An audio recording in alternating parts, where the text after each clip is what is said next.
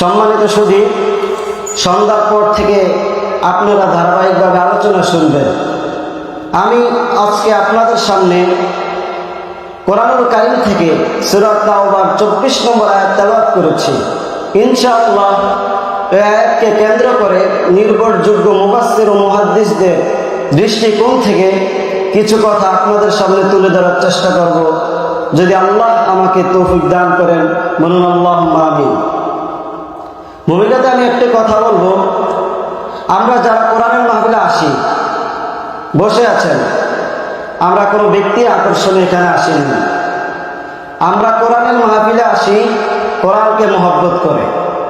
পার্থিব, জাগতিক, সামাজিক, রাজনৈতিক কোনো স্বার্থ এই কোরআনের মাহফিলে আমাদের নেই, ঠিক না? আমরা কোরআনের মাহফিলে আসি কোরআনকে ভালোবেসে, আর আল্লাহর কোরআনকে ভালোবেসে যতক্ষণ এই মাহফিলের প্যান্ডেলে বসে থাকবো, যতক্ষণ এই মাহফিলের প্যান্ডেলে বসে থাকবো, আমাদের ঈমানের নূর তত বাড়তে থাকবে। সুবহানাল্লাহ। আমার কথা নয়, আল্লাহ পাক কোরআনুল কারীমে বলে দিয়েছেন, وَإِذَا تُلِيَتْ عَلَيْهِمْ آيَاتُهُ زَادَتْهُمْ إِيمَانًا وَعَلَى رَبِّهِمْ يَتَوَكَّلُونَ। মুমিনদের সামনে যখন কোরআনের তেলাওয়াত হয়, কোরআনের তেলাওয়াত শোনার সঙ্গে সঙ্গে মুমিনের ঈমান বহুগুণ বেড়ে যায়। সুবহানাল্লাহ। তাহলে এই কোরআনের আলোচনা শুনলে আমাদের ঈমান নূর বাড়তে থাকে। আমরা খুশি না বেজার? যতক্ষণ মাহফিলের বাগানে আমরা বসে থাকবো, রহমতের বৃষ্টি ঝরতেই থাকবে। সুবহানাল্লাহ। আল্লাহ পাক বলেছেন, وَإِذَا قُرِئَ الْقُرْآنُ فَاسْتَمِعُوا لَهُ وَأَنصِتُوا لَعَلَّكُمْ تُرْحَمُونَ। যখন কোরআন তেলাওয়াত হয়, কোরআনের আলোচনা হয়, তোমরা মনোযোগ দিয়ে শোনো। ওয়ানসিতু, এবং তোমরা চুপ থাকো। লাআল্লাকুম তুরহামুন, তাহলে তোমরা রহমত পেতে পারো। সুবহানাল্লাহ। যতক্ষণ আমরা কোরআনের মাহফিলে বসে থাকবো, আমাদের ঈমানের নূর বাড়তে থাকবে। আর প্যান্ডেলে যতক্ষণ বসে থাকবো, মনোযোগ দিয়ে আমরা আল্লাহর কোরআনের আলোচনা শুনবো, রহমতের বৃষ্টি ঝরতেই থাকবে। মুনাজাতে হাত তুলবেন, আল্লাহ তাআলার কাছে তওবা করে বাড়ি যাবেন, শিশু বাচ্চার মতো নিষ্পাপ হয়ে যাবেন। সুবহানাল্লাহ। শুধু তাই নয়, ঈমানের সাথে যখন তওবা থাকে, তখন বরকতের দরজাগুলো আল্লাহ পাক খুলে দেন। আল্লাহ পাক বলেছেন, ওয়ালাউ আন্না আহলাল কুরা আমানু ওয়াত্তাকাউ লাফাতাহনা আলাইহিম বারাকাতিন মিনাস সামাই ওয়াল আরদ। যদি জনপদের মানুষগুলো ঈমান আনত এবং তওবা করত, আমি আল্লাহ পাক আসমান ও জমিনের বরকতের সবগুলো দরজা খুলে দিতাম। সুবহানাল্লাহ। তাহলে আল্লাহর কোরআনের আলোচনা শুনলে আমাদের ঈমান বাড়ে। আর যতক্ষণ মাহফিলের বাগানে আমরা বসে থাকি, রহমতের বৃষ্টি ঝরতেই থাকে। আর বরকতের দরজাগুলো আল্লাহ পাক খুলে দিচ্ছেন। সুবহানাল্লাহ। আমরা খুশি না বেজার? তাহলে এই কোরআনের মাহফিলের দরকার আছে না নাই? তাহলে আমরা যারা ঘোরাফেরা করছি, আমরা প্যান্ডেলে এসে বসে যাই। দ্রুত বিলম্ব না করে আমরা প্যান্ডেলে এসে বসে যাই আল্লাহর কোরআনের আলোচনা শোনার জন্য। আমি মূল আলোচনায় প্রবেশ করছি। আপনারা আমার সাথে কোরআনুল কারীমের তেলাওয়াত করুন, যেন প্রতিটি অক্ষরের নূর আল্লাহ সুবহানাহু ওয়া তাআলা আমাদের সিনায় মানকুশ করে দেন। বলুন আল্লাহুম্মা আমিন। পরে আউযু বিল্লাহি মিনাশ শাইতানির রাজীম। বিসমিল্লাহির রাহমানির রাহিম। কুল ইন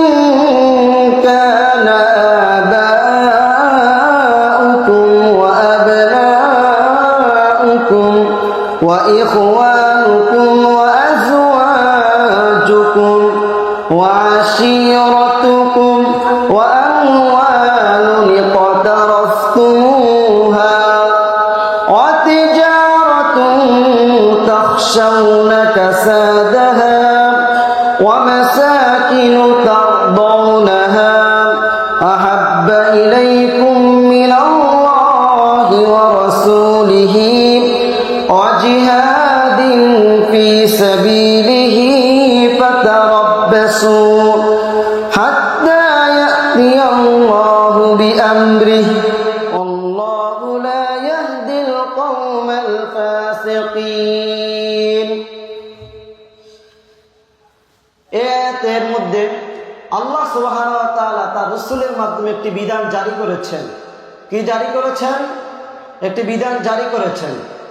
আল্লাহ তাআলা বলেন, কুল ইন কানা আবাউকুম ওয়া আবনাউকুম ওয়া ইখওয়ানুকুম ওয়া আজওয়াজুকুম ওয়া আশীরাতুকুম।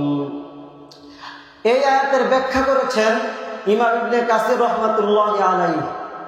তিনি ব্যাখ্যা করতে গিয়ে বলেন, আল্লাহ তার রাসূলের মাধ্যমে এই বিধানটি জারি করেছেন যে তোমাদের পিতা মাতা ছেলে মেয়ে স্ত্রী পরিজন আত্মীয় স্বজন হয়ে জ্ঞাতি গোষ্ঠী গোত্র এবং ওয়া আমওয়ালুন ইকতারাফতুমুহা আই ইকতাসাবতুমুহা ওয়া হাসসানতুমুহা, তোমরা যে সম্পদ অর্জন করেছ কামাই করেছ ওয়া তিজারাতুন তাখশাউনা কাসাদাহা ওয়া মাসাকিনু তারদাউনাহা আই তুহিব্বুনাহা লিতিবিহা ওয়া হুসনিহা, তোমরা যে সম্পদ অর্জন করেছ কামাই করেছ সেই সম্পদের ক্ষতির ভয় করে থাকো, আর যে সুন্দর বাড়ি তোমরা সাজিয়েছ তার ভালোবাসা পোষণ করে থাকো। তাহলে আল্লাহ সুবহানাহু ওয়া তাআলা এখানে 7টি বিষয় তুলে ধরেছেন। 7টি বস্তু কি?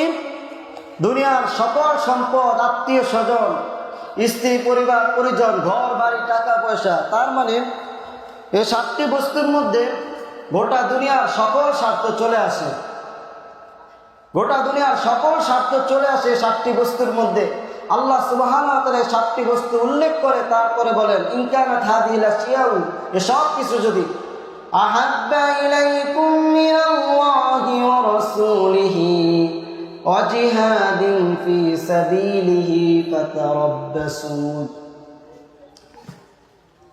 এই সব কিছু যদি আল্লাহ এবং তার রাসূল এবং আল্লাহর পথে জিহাদের চেয়ে তোমার কাছে অধিক প্রিয় হয়ে থাকে, তাহলে ফাতারাব্বাসু আও আই ফান্তাদিরু মাযা ইয়াহিল্লু বিকুম মিন ইয়াকাবিহি ওয়া নাকালিহি বিকুম, তাহলে তোমরা অপেক্ষা করো আল্লাহর পক্ষ থেকে যে কঠিন শাস্তির ব্যবস্থা করা হয়েছে, যে কঠিন সিদ্ধান্ত নেওয়া হয়েছে।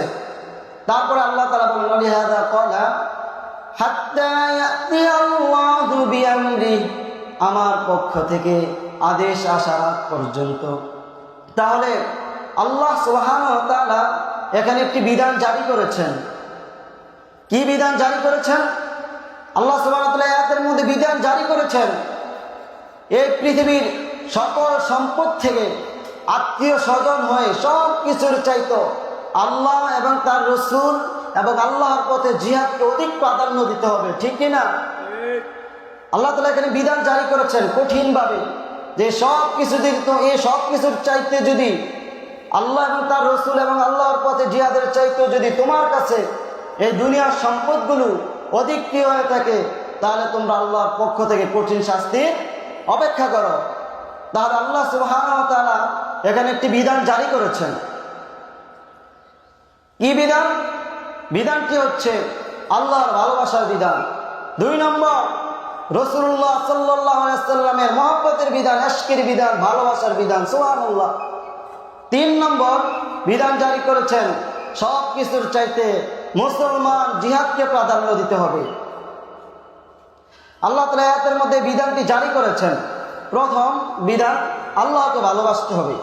তা তো আমাদের সবার মধ্যেই আছে, কারণ আমাদের সবার আকীদা, আমাদের সবার ধারণা, আল্লাহকে ভালো না বাসলে মুমিন হওয়া যাবে না, জান্নাতে যাওয়া যাবে না। কারণ আল্লাহ সুবহানাহু ওয়া তাআলা কোরআনুল কারীমের অন্য এক আয়াতের মধ্যে বলে দিয়েছেন, কুল ইন কুনতুম তুহিব্বুনাল্লাহ ফাত্তাবিউনি ইউহিব্বুকুমুল্লাহু ওয়া ইয়াগফির লাকুম যুনুবাকুম। আল্লাহ সুবহানাহু ওয়া তাআলা তার রাসূলের মাধ্যমে একটি বিধান রাসূলের মাধ্যমে জানিয়ে দিয়েছেন, তোমরা যদি আল্লাহকে ভালোবাসতে চাও তাহলে আমি রাসূলকে অনুসরণ করো, তাহলে আল্লাহ সুবহানাহু ওয়া তাআলা তোমাদেরকে ভালোবাসবেন, তোমাদের গুনাহগুলিকে মাফ করে দিবেন। সুবহানাল্লাহ। তাই আল্লাহর ভালোবাসা নিয়ে আমাদের কারো কোনো সন্দেহ নেই, কোনো কনফিউজ নাই, আমরা সবাই আল্লাহকে ভালোবাসি। দ্বিতীয় নম্বর, রাসূলের ভালোবাসার বিধান জারি করেছেন, এটা নিয়ে অনেকে ইখতিলাফ করেন। কেউ বলে রাসূলের ভালোবাসার দরকার নাই, অনুসরণ করলেই চলবে, আবার কেউ বলে নবীকে ভালোবাসতে হবে। তাহলে এই ইখতিলাফটা নিয়ে আমি কিছু কথা বলি। তর্কের খাতিরে যদি বলি, আমি শয়তানও তো আল্লাহকে ভালোবেসেছিল কিনা? শয়তান শত শত বছর আল্লাহর ইবাদত করেছিল। যখন আল্লাহ সুবহানাহু ওয়া তাআলা বললেন উসজুদু লিআদম ফাসাজাদু ইল্লা ইবলিস, তোমরা আদমকে সিজদা করো, ফাসাজাদু সবাই সিজদা করেছে, ইল্লা ইবলিস ইবলিস ব্যতীত সবাই সিজদা করেছে। সবাই সিজদা করেছে, ইবলিস সিজদা করে নাই। আল্লাহ তাআলা ইবলিসকে বললেন, সবাই তো সিজদা করেছে, তুমি কেন সিজদা করলে না, আমার হুকুম মানলে না? তখন শয়তান তার পক্ষ থেকে একটি যুক্তি দিয়েছে। শয়তান তার পক্ষ থেকে যে যুক্তিটি দিয়েছে সেটি হচ্ছে, আল্লাহ তুমি আমাকে আগুন দিয়ে তৈরি করেছ, আর আদমকে তুমি মাটি দিয়ে তৈরি করেছ, আমি উত্তম হয় কিভাবে মাটির তৈরি আদমকে সিজদা করব? নাউজুবিল্লাহ। শয়তান একটি যুক্তি দিয়েছে, কিন্তু আল্লাহ সুবহানাহু ওয়া তাআলার কোনো কাজ তো যুক্তির বাইরে নয়। কারণ সিজদার উদ্দেশ্য শুধু আদমকে সম্মান করা নয়, কারণ সিজদার উদ্দেশ্য হচ্ছে আখিরি নবীকে সম্মান করা। সুবহানাল্লাহ। সকল নবী রাসূলদেরকে সম্মান করা। শয়তান এটা বুঝতে পারে না, এখানে যে হিকমা ছিল এটা শয়তান বুঝতে পারে না। আমরা যে 5 ওয়াক্ত নামাজ পড়ি কিনা? আমরা 5 ওয়াক্ত নামাজ পড়ি পশ্চিম দিকে বাইতুল্লাহর দিকে ফিরে, কিবলামুখী হয়ে, ঠিক না? আমরা বাইতুল্লাহর দিকে ফিরে নামাজ আদায় করি, কিন্তু আমরা সিজদা দিই কাকে? বাইতুল্লাহকে নাকি আল্লাহকে? আমরা আল্লাহ তাআলাকে সিজদা করি। সিজদার উদ্দেশ্য হচ্ছে আল্লাহ, আর কিবলা হচ্ছে বাইতুল্লাহ। ঠিক তেমনি হযরত আদম সিজদার উদ্দেশ্য ছিল না, হযরত আদম ছিল কিবলা, আর হযরত আদমকে সিজদা করার মানে হচ্ছে আখিরি নবী মুহাম্মদ রাসূলুল্লাহ সাল্লাল্লাহু আলাইহি ওয়াসাল্লামকে সম্মান করা। সুবহানাল্লাহ। শয়তান এটা বুঝতে পারে না, এই জন্য তাকে ইবলিস বানানো হয়েছে। তো শয়তান তো আল্লাহকে ভালোবেসেছিল, কিন্তু নবীকে সম্মান করে নাই, তাজিম করে না, এই জন্য তাকে ইবলিস বানানো হয়েছে। আজও পৃথিবীতে কিছু আলেম ওলামা আছে যারা ইখতিলাফ করে, যারা দলিল দেয় যে নবীর ভালোবাসার কি দরকার, অনুসরণ করলেই তো জান্নাতে যাওয়া যাবে। তারা দলিল দেয়, আল্লাহ সুবহানাহু ওয়া তাআলা কোরআনুল কারীমে বলে দিয়েছেন তার রাসূলের মাধ্যমে, কুল ইন কুনতুম তুহিব্বুনাল্লাহা ফাত্তাবিউনি ইউহিব্বুকুমুল্লাহু ওয়া ইয়াগফির লাকুম যুনুবাকুম।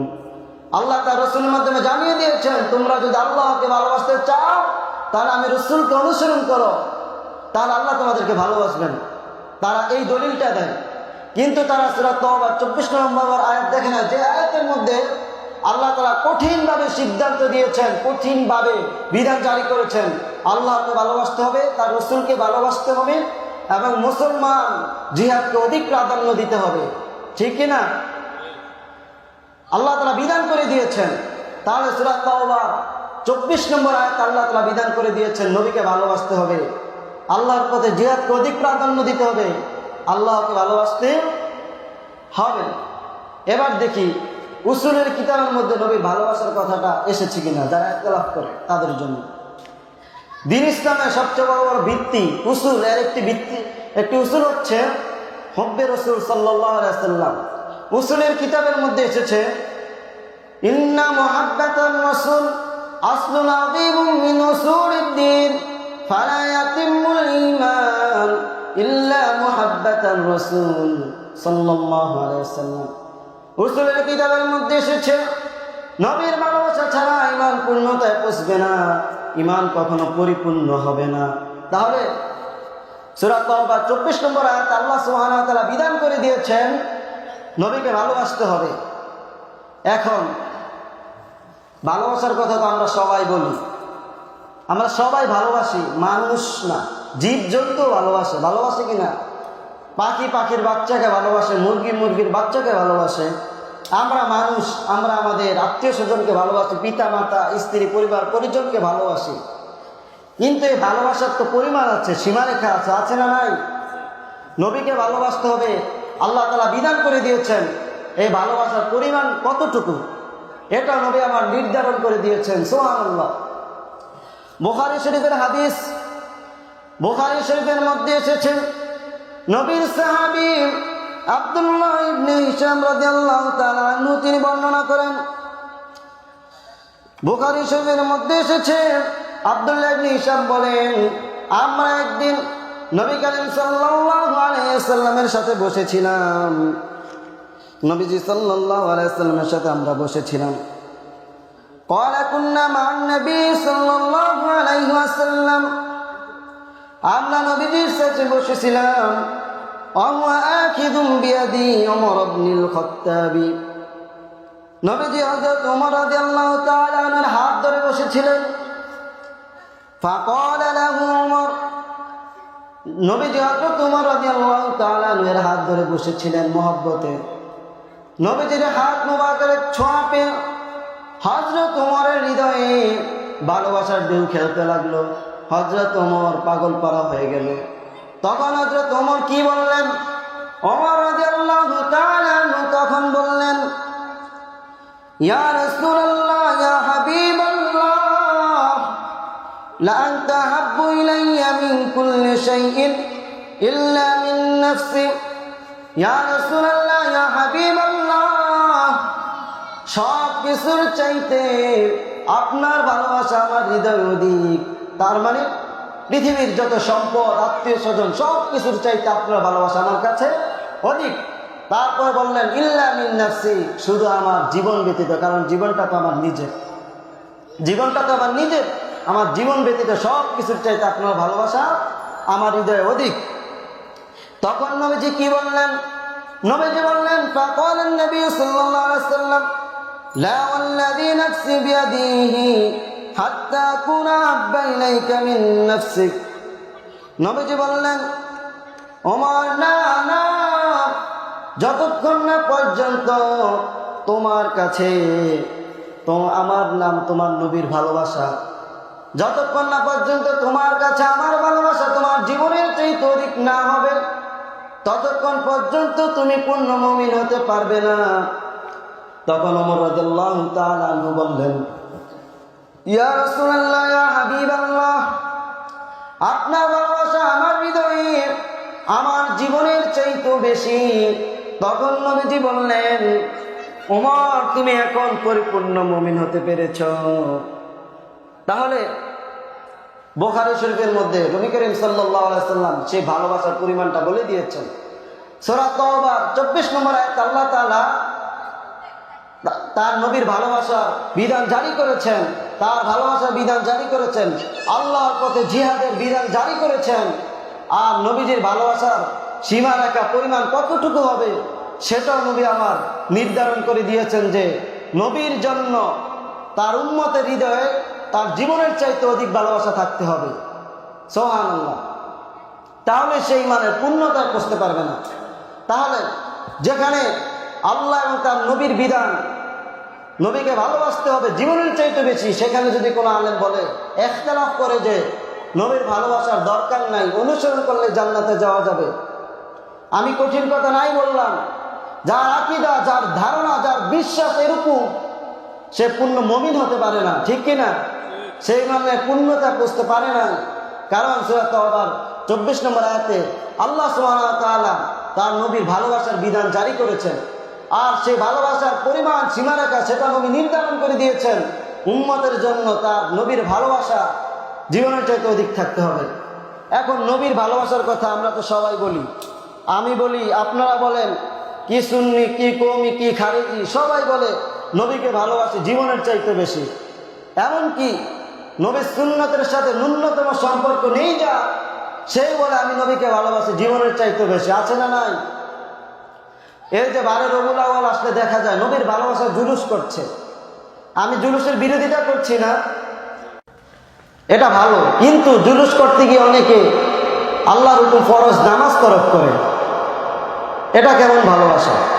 যেখানে যেখানে আল্লাহ তাআলার হুকুম ফরজ নামাজ, সেটাই আমরা তরক করছি, আবার বলছি নবীকে ভালোবাসি জীবনের চাইতে বেশি। এটা কেমন ভালোবাসা? ইজহার মুহাব্বাতিন নবী সাল্লাল্লাহু আলাইহি সাল্লাম, এই যে নবীকে আমরা ভালোবাসি জীবনের চাইতে বেশি, এর বহিঃপ্রকাশটা কি? কোন জিনিসটা প্রমাণ করবে আমি আপনি নবীকে ভালোবাসি জীবনের চাইতেও বেশি? কোন জিনিসটা প্রমাণ করবে? মুহাদ্দিসরা বলেন, ইজহার মুহাব্বাতিন নবী সাল্লাল্লাহু আলাইহি ওয়াসাল্লাম হিয়া ইত্তিবাউর রাসূল। তার মানে নবীজির ইত্তিবাটা প্রমাণ করে আমি আপনি নবীকে কতটুকু ভালোবাসি। তার মানে যার হৃদয়ে নবীর ভালোবাসা আছে সে নবীর সুন্নাহ ছাড়তে পারে নাই। যার হৃদয়ে নবীর ভালোবাসা যত অধিক, সে তত বেশি নবীর সুন্নতের আমল করতে পারে। এই যে নবীর ভালোবাসা আর সুন্নাহ, এই দুটি হচ্ছে লাজিম মালজুম, একটি ছাড়া আরেকটি হয় না। নবীকে ভালোবাসতে হলে নবীর সুন্নতের আমল করতে হবে। নবীর সুন্নতের ছাড়া নবীর ভালোবাসা হয় নাই, বুঝাইতে পারিনি। নবীকে ভালোবাসতে হলে সুন্নতের আমল করতেই হবে, আর নবীর সুন্নতের আমল করতে চাইলে নবীর ভালোবাসতেই হবে। তাহলে যার হৃদয়ে নবীর ভালোবাসা আছে সে নবীর সুন্নতের আমল ছাড়তে পারে না। যার হৃদয়ে নবীর ভালোবাসা নাই সে শুধু মুখে দাবি করতে পারে আমি নবীকে ভালোবাসি, তার অন্তরে নবীর ভালোবাসা নাই। তাহলে এই যে নবীকে আমি আপনি ভালোবাসি, এর বহিঃপ্রকাশটা হচ্ছে আমলের মাধ্যমে। কিসের মাধ্যমে? আমলের মাধ্যমে। সে আমলটা কি? সুন্নতের আমল। এখন যদি প্রশ্ন করেন সুন্নতের আমল এটা কি, কোন কোন ক্ষেত্রে নবী সুন্নতের আমল করতে হবে? এক কথা, জীবনের সকল ক্ষেত্রে। নবী করিম সাল্লাল্লাহু আলাইহি ওয়াসাল্লাম আমাদের জীবন পরিচালনার ক্ষেত্রে যে পথ মত পদ্ধতি শিখিয়েছেন, বলেছেন, দেখিয়েছেন, এর প্রত্যেকটি আমল করতে হবে। নবীজি আমাদেরকে জীবন পরিচালনার ক্ষেত্রে এমন একটি বিষয় বাদ রেখে যাননি যেটা অন্য কারো কাছে আমাদেরকে হাত পাততে হবে। নবীজি আমাদেরকে আমাদের জীবন ব্যবস্থা এমন পুঙ্খানুপুঙ্খানুভাবে দিয়ে গিয়েছেন, এমন কিছু বাদ রেখে যাননি যা অন্য কোনো মনীষীর কাছ থেকে আমাদের নিতে হবে। তার মানে খাওয়া দাওয়া, উঠা বসা, চলাফেরা, শিক্ষা, সংস্কৃতি, অর্থনীতি, রাজনীতি, রাষ্ট্র, কিভাবে আমরা রাষ্ট্র পরিচালনা করব, আমাদের আইন, আমরা কোন আইন চলবে, আমরা কোন আইন মোতাবেক চলবো, নবী করিম সাল্লাল্লাহু আলাইহি ওয়াসাল্লাম আমাদেরকে সব শিক্ষা দিয়েছেন। সুবহানাল্লাহ।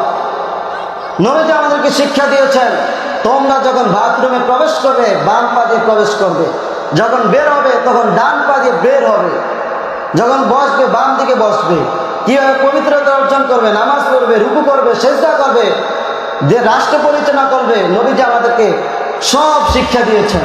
নবীজি বলেছেন তোমরা যখন বাথরুমে যাবে বাম পা দিয়ে প্রবেশ করবে।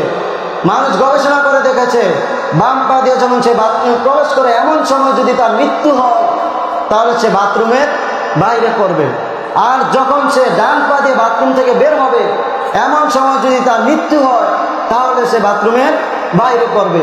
তাহলে নবী করিম সাল্লাল্লাহু আলাইহি ওয়াসাল্লাম আমাদেরকে কত সুন্দর জীবন ব্যবস্থা দিয়েছেন। নবীজি বলেছেন তোমরা যখন বসবে তখন বাম দিকে চাপ দিয়ে বসবে। বিজ্ঞানীরা গবেষণা করে দেখেছেন মানুষের পাকস্থলী বাম দিকে থাকে। যখন মানুষ বাম দিকে চাপ দিয়ে বাথরুম করে তখন তার সব কিছু সুন্দরভাবে এক্সিট হয়। তাহলে একটু চিন্তা করে দেখেন নবী করিম সাল্লাল্লাহু আলাইহি ওয়াসাল্লাম আমাদের জীবন ব্যবস্থা কত পুঙ্খানুপুঙ্খানুভাবে দিয়ে গিয়েছেন, কত পুঙ্খানুপুঙ্খানুভাবে দিয়ে গিয়েছেন, তেমন কোনো কিছু বাদ রেখে যাননি। এটা অন্যের কাছ থেকে আমাদেরকে নিতে হবে। আমরা কিভাবে বাথরুমে যাব, কিভাবে বের হবো, কিভাবে পবিত্রতা অর্জন করব, কিভাবে নামাজ পড়বো, কিভাবে রোজা রাখবো, কিভাবে রাষ্ট্র পরিচালনা করবো, শিক্ষা, সংস্কৃতি, অর্থনীতি, রাজনীতি কেমন হবে। নবীজি আমাদেরকে সব শিক্ষা দিয়েছেন, কিন্তু আজকে আমরা কি করছি? আজকে আমরা কিছু ক্ষেত্রে নবীর সুন্নতের আমল করি, বাকি ক্ষেত্রে আমরা কি করছি? ওই ইহুদি খ্রিস্টান মুনাফিকরা, ইহুদি খ্রিস্টান না, পশ্চিমারা আমাদেরকে যে আদর্শটা দিয়েছে আমরা সেই আদর্শটা গ্রহণ করেছি। আমরা জীবনের সকল ক্ষেত্রে নবীর সুন্নতের আমল করতে পারি না, কিন্তু আমরা দাবি করছি আমরা নবীকে ভালোবাসি। এটা কেমন ভালোবাসা? নবীজি আমাদেরকে যে আদর্শটা দিয়েছে সেই আদর্শটা আমরা গ্রহণ করতে পারি না। আমরা ইহুদি খ্রিস্টান, তারা পশ্চিমা, তারা আমাদেরকে যে আদর্শটা দিয়েছে আমরা সেই আদর্শটা গ্রহণ করছি। আমাদের অর্থনীতি, রাজনীতি, রাষ্ট্র কিভাবে আমরা পরিচালনা করছি, সব কিছু আমরা নিয়েছি পশ্চিমা থেকে। আমরা এখানে নবীজির সুন্নতকে অনুসরণ করতে পারি না। আমরা কেমন মুসলমান? এটা কোনো মুসলমানের পরিচয় হতে পারে না, এটা হচ্ছে মুনাফিকের পরিচয়। মুনাফিক কি? এই যে আমরা শুনি মুনাফিক মুনাফিক, মুনাফিক কি? মুনাফিক হচ্ছে মুখে এক অন্তরে আরেক। মুনাফিক হচ্ছে যে বলে আর কাজ করে আরেক। আমরা আজকে বলছি আমরা মুসলমান, আমরা নবীকে ভালোবাসি, আমরা রাসূলুল্লাহ সাল্লাল্লাহু আলাইহি ওয়াসাল্লামের আদর্শ মোতাবেক জীবন পরিচালনা করার চেষ্টা করি, কিন্তু আজকে আমাদের শিক্ষা, সংস্কৃতি, অর্থনীতি, রাজনীতি, ব্যবসা বাণিজ্য সব কিছু আমরা নিয়েছি কাফের বেঈমান থেকে। এটা মুমিনের পরিচয় হতে পারে না। মুনাফিক কি? কোরআনুল কারিমে অসংখ্য জায়গায় মুনাফিকের বৈশিষ্ট্য, মুনাফিকদের আলামত, মুনাফিকদের পরিণতির কথা বলা হয়েছে। মুনাফিকের একটি আলামত, মুনাফিকের পরিণতি কি? আল্লাহ সুবহানাহু ওয়া তাআলা কোরআনুল কারিমে বলে দিয়েছেন, ইন্নাল মুনাফিকিনা ফিদ দারকিল আসফালি মিনান নার। নিশ্চয় মুনাফিকরা প্রবেশ করবে জাহান্নামের তলদেশে, নিচে। কাফের বেঈমানরা যাবে জাহান্নামে, আর সেই জাহান্নামের তলদেশে থাকবে মুনাফিকরা। মুনাফিক কারা? আপনি যদি প্রশ্ন করেন আমি হিন্দু দেখতে চাই, আমি বলবো আপনি আমাদের প্রতিবেশী রাষ্ট্র ভারতে চলে যান। আর যদি প্রশ্ন করেন আমি বৌদ্ধ দেখতে চাই, তাহলে আমি বলবো আপনি চায়না চলে যান, চীনে চলে যান। আর যদি প্রশ্ন করেন আমরা খ্রিস্টান দেখতে চাই, তাহলে বলবো পশ্চিমা রাষ্ট্রে চলে যান। আর যদি প্রশ্ন করেন মুনাফিক দেখতে চাই, মুনাফিকের কোনো রাষ্ট্র নাই, মুনাফিকের কোনো ধর্ম নাই। পৃথিবীর যেই দেশে মুসলমান আছে সেই দেশে মুনাফিক আছে। আর এই মুনাফিকের পরিণতি হচ্ছে তারা যাবে জাহান্নামের তলদেশে। আল্লাহ তাআলা কোরআনুল কারিমে কাফেরের নামে একটি সূরা অবতীর্ণ করেছেন, সেই সূরা মাত্র কয়েক লাইন। আর মুনাফিকের নামে একটি সূরা অবতীর্ণ করেছেন, সেটা প্রায় 1 পৃষ্ঠারও বেশি। তারপর আল্লাহ তাআলা কোরআনে অসংখ্য জায়গায় মুনাফিকদের বৈশিষ্ট্য, মুনাফিকদের পরিণতির কথা বর্ণনা করেছেন। আজকে যদি আমাদের এমন অবস্থা হয় যে আমরা মুখে বলি নবীকে ভালোবাসি, আমরা মুসলমান, আমরা ইসলামকে অনুসরণ করি, রাসূলুল্লাহকে অনুসরণ করি, কিন্তু আমরা ব্যবসা করতে গেলে পশ্চিমাদেরকে অনুসরণ করি। মুখে বলছি একটা, কাজ করতে আরেকটা। আমরা রাষ্ট্র পরিচালনা করতে গেলে আমরা এই জায়গায় তো পশ্চিমা অনেক স্মার্ট, আমরা পশ্চিমাদেরকে অনুসরণ করছি, আমরা রাসূলুল্লাহ সাল্লাল্লাহু আলাইহি ওয়াসাল্লামের সুন্নতকে অনুসরণ করতে পারি নাই। তাহলে আমাদের এই কি অবস্থা আজকে, যে আমরা মুখে বলি এক, আমাদের অন্তরে আরেক। তাহলে আমাদের পরিণতি খুবই ভয়াবহ। আমাদেরকে মুখে যেটা কত সমস্যা,